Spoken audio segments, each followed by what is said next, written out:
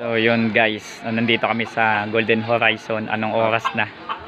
So may client kasi namin, may ano din siya, mga delivery. So, business niya is mga toner, printer, Yes po. tsaka mga tawag dito, ink. So yun yung piso wifi natin. So naka-setup na sa kanyang bahay. Dito sa ano, Ano po? Block 101, Lot 21. So yun yung, ito yung boss, big boss natin. Apa. So ito yung antena niya. Setup na yung tarpaulin, ilalagay na lang din nila. So working na po yung nilang bendo. Kakakabit lang ng internet. So shout out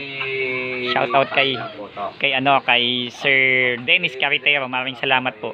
Tsaka kay Sir, sa aking kaibigan, no, matalik yan, pare ko, kay paring Archie Asya ng Pantihan 4, kay Boss Jimson Hernandez, kumpare ko. Maraming salamat po, no.